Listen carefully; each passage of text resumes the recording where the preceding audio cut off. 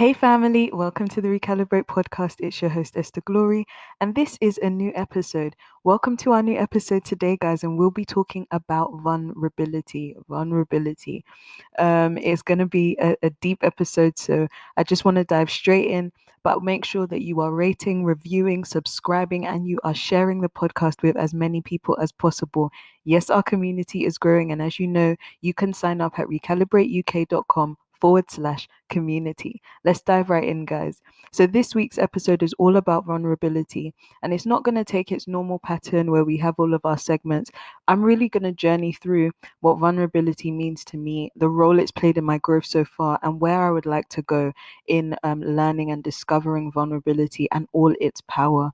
And so, yeah, we're going to dive right in. The random musing of my heart for this episode is to believe that you are strong enough for the more that is inside of you. Believe that you are strong enough for the more that is inside of you. Strength has been a word that's been flying around, especially in my life and sphere of influence.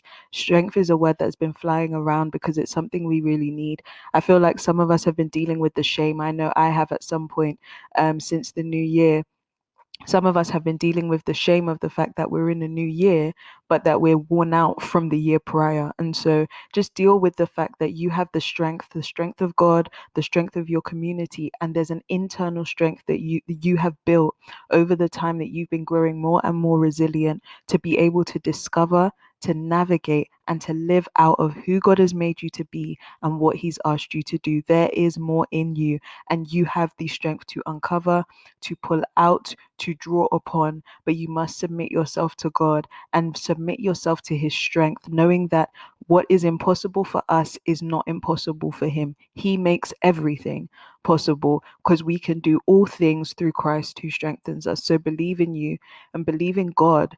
Believe in the fact that all things pertaining to life and godliness He has placed on the inside of you, and that there is more in you, and you can discover that there is enough strength to discover and to live out of the more that is inside of you. That's the random musing of my heart for this week's episode. Now let's dive right into this episode on vulnerability. So why, when we're talking about growth, would vulnerability be an important conversation to have? You may be asking that question. I sure have asked that question. One of the things that my mentor told me at the top of 2020 was to give people the gift of going second. Now, that made no sense to me in the original context of the conversation, but I was talking about how to grow in my vulnerability, and that was the advice that I was given, to give people the gift of going second.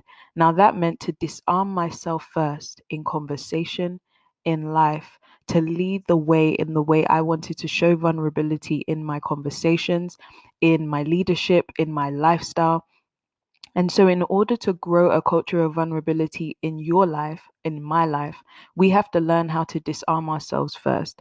Now, vulnerability is to make yourself vulnerable, to give other people the things that may be considered harmful or can be used as weapons against you.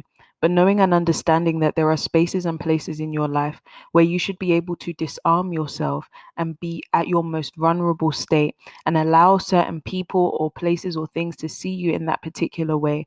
So either that they can grow and it can be a teachable lesson, or so that you can grow and be developed and have other people pour into you. And so I'm learning vulnerability. Now, this may be crazy for some people. But for me, I was one of those people that knew more about people than they knew about me.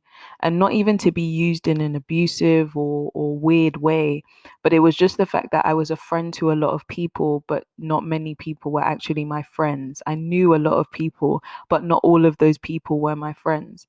And not even to be disrespectful, it was just the fact that there wasn't a space for vulnerability on my part, or that's what I believed at the time, at least, that it wasn't a safe space, or that I couldn't be my truest self. And outside of that, I didn't actually know how to be vulnerable. So my part to play in those relationships was that I didn't know how to be vulnerable. But then also on the other party's parts in those relationships, they may not also have made space for me to be vulnerable. And so that being the case, I really wanted to talk about how vulnerability has helped me to grow in such an exponential way in short amounts of time. This is something that people take entire lifetimes to learn, and it's taken me a few years to get a grasp on, and I'm still growing in my vulnerability. For me personally, I'm very honest. I'm very an open book. It's black or white, matter of fact kind of person. Um, but I'm more honest than I am vulnerable, and there is a difference, and I think the difference is transparency. I believed in being honest. I believed in telling the truth. I still do believe in sharing the God's honest truth, the matter of fact, the baseline, the direct message of everything. I believe in that, and I always have. But I didn't always believe in being transparent in how that impacted me, or being transparent in how I would show up, or being transparent from the inside out based on how these things were impacting me. So there'll be times when I would share a fire message, but it would be a direct message to the person about the facts and the principles, and not really showing a person, be it the person of Jesus Christ or my own physical person, or emotional or mental personhood. And so there was almost this door. It wasn't a boundary, it was walls. They were self-defense mechanisms. And that stopped me from being vulnerable because I was in a place of protecting my heart, but not guarding my heart as God had intended me to. I was actually defending my heart or protecting my heart in a very humanistic way. And so, what I wanted to speak to you guys today about, and what I have been talking about, setting the premise for, is just the fact that vulnerability is in itself a weapon, and it is something that can help us to grow. Being vulnerable allows you to learn how to be a safe space, but also develop safe spaces in your life. So, for example, for me, being vulnerable is things like, beyond saying what I think, saying how I feel. And that those are two very different things. For me, I was very astute with what I knew I thought about. I'm a deep thinker, very philosophical in thought. And so I could speak through what I thought, but struggled to speak through what I was feeling. And I didn't really know how to identify emotions, to categorize them, or compartmentalize them. I didn't know how to do any of those things. So I would feel very overwhelming emotions, but they wouldn't lead or guide me. I would suppress them, and look at the logical, rational, calculated strain of things. And so, because of that, it came out in relationships. Because people heard my mind a lot, they thought that they knew what I felt, but they didn't really know what they felt. They knew what I thought. And so, living in this masked reality where I was showing people more about my mind, my brain capacity, than actually my soul capacity and my emotional capacity, led me to a place of isolation. Now, a lack of vulnerability can make you so isolated, and it's something that I always share with people who struggle with mental health and who struggle with other emotional issues and traumas.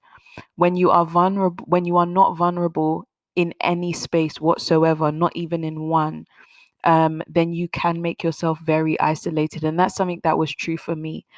It wasn't that I lacked safe spaces, it was that I didn't know how to be vulnerable. And because I didn't know how to disarm myself and share with those safe people what I was truly feeling, there were spaces, places, and times and things that I really shouldn't have encountered, or it shouldn't even have gotten that dark. But it did get that dark because I didn't share and disarm myself in the right ways. And so that's something that I would share with anyone. If it was the last thing I could talk about with vulnerability, I would always share that you can avoid isolation. Now, I'm an introvert. I understand solitude and taking the time out to be still and silent. I love those things. I cherish those things. I actually value those things.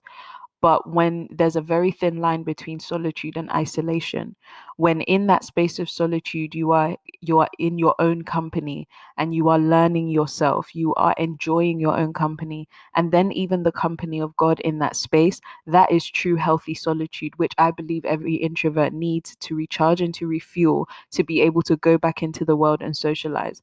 I understand that. But the thin line when it moves into isolation is when your perspectives are built in that space, is when your lens for life is built in that space, where your understanding of God, yourself, and people is built in that space without any challenging, without any stretching, and without any scrutiny from God and from other people who you consider safe, then there can be this thin line that moves you into isolation. And your perspective may seem more magnified than it truly can be or is, because of a lack of vulnerability. And so I always say we were made to do life in relationships. And I'm not saying you'll have 30, 40 safe spaces. You'll be lucky to find 5 on this side of life. But it's the best thing that ever happens to a person when they can find those few people that they can be vulnerable with, and those people can really see them through different spaces, times, and places in their lives. Even with vulnerability, I asked you guys to share and send in some of your thoughts about it. And I got so many different thoughts that I'm just going to journey through, and kind of group them all together and just basically speak about what you guys all sent in. And so, yeah, everything that we spoke about, so isolation, some of those things came up. Um, the struggle to be vulnerable, how to grow in vulnerability, even understanding that if I haven't always been shown vulnerability, I may not know how to navigate vulnerability. And so I'm going to speak about some of those things really quickly as well. So, for example, for me, isolation was a very big thing. The way I learned how to come out of isolation and to enjoy more of solitude than isolation using vulnerability was to begin to ask questions. So, for example, I remember not knowing how to express certain emotions, not knowing how to speak through certain scenarios when they would take place. And so, what I would do is I would go to people who I was really close to. And that I believed were safe and that I believed knew how to handle me, my personality, and things like that.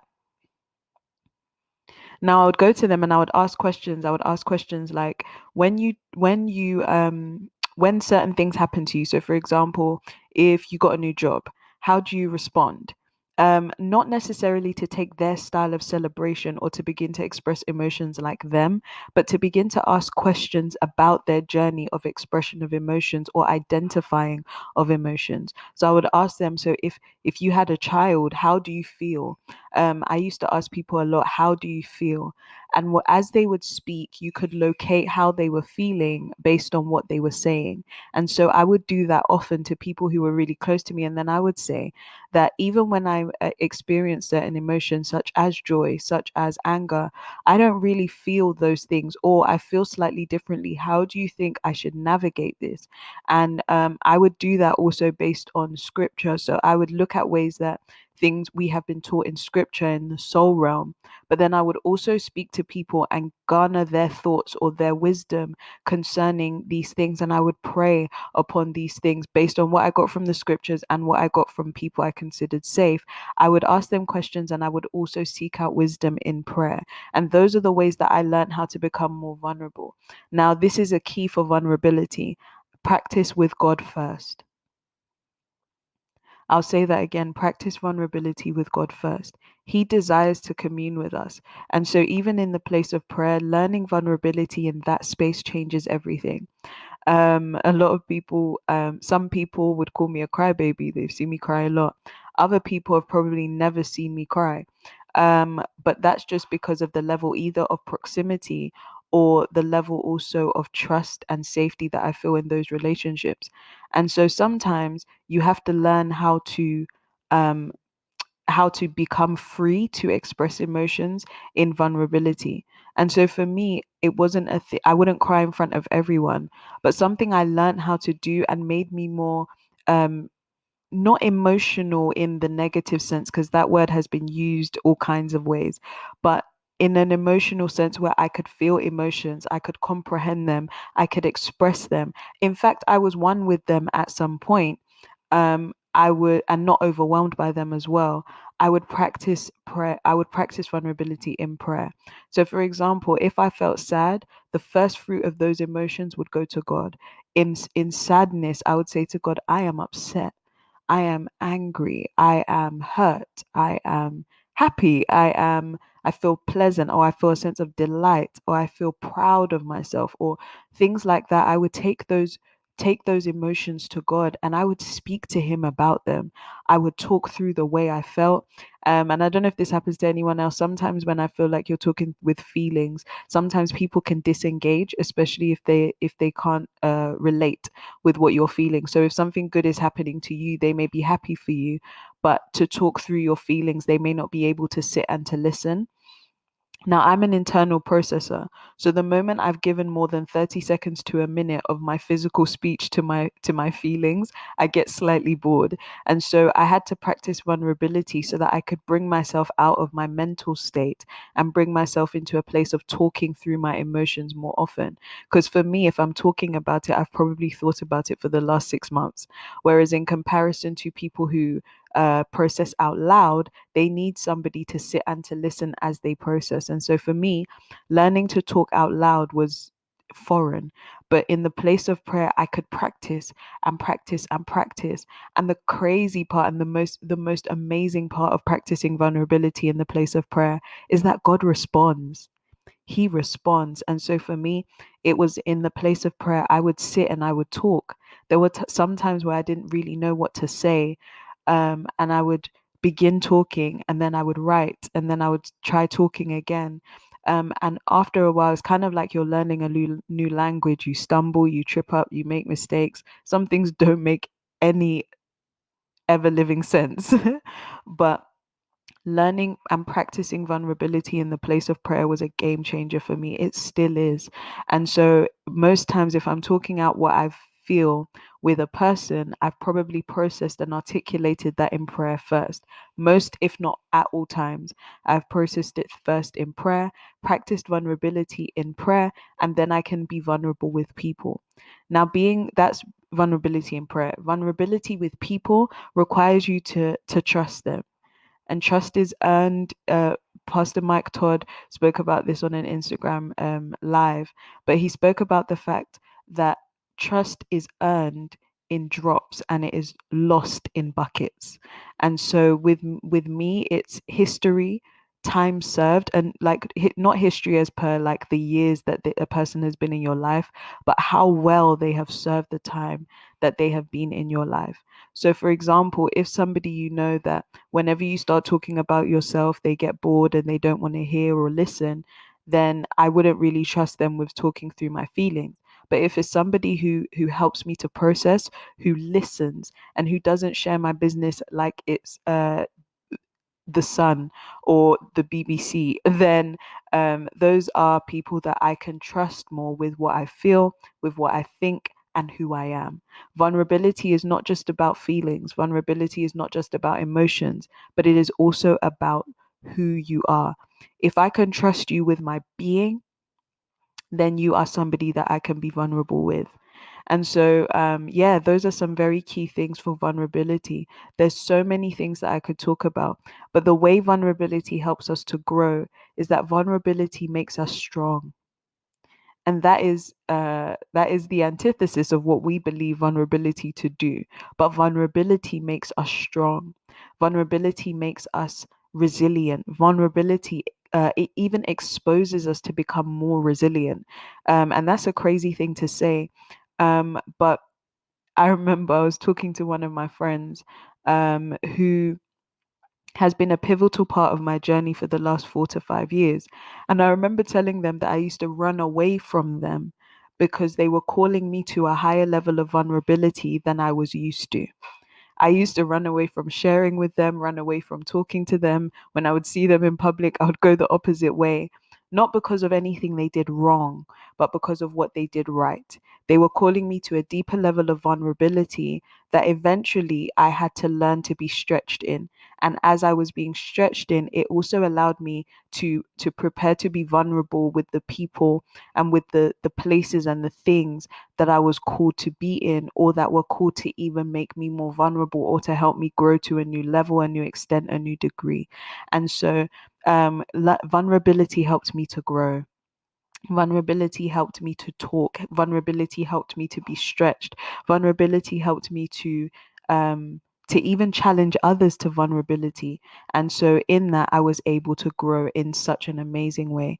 And so if I wanted to share with you anything today, it's almost like the random musing for this episode. But you are strong enough to be vulnerable.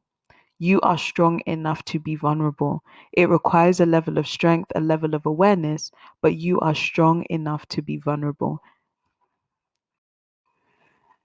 And so, yeah, this is our episode, guys. But before we go, we're going to talk about vulnerability some more.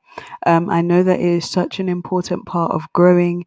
There are so many relational components, communication components that impact vulnerability. And so, this isn't the last time we're going to speak about it. We are going to talk about it some more. So, please do feel free to send in your thoughts on Instagram at GloryO_ or at the Recalibrate podcast. And feel free to email recalibrateuk@gmail.com and I'll get back to you. We are growing as a community. Don't forget to rate, review, subscribe, and share the podcast with everyone you know. We are growing, and Jesus is our perfect picture. We will hear God until we become, and become until we do. I love you guys. I can't wait to speak to you guys in our next episode.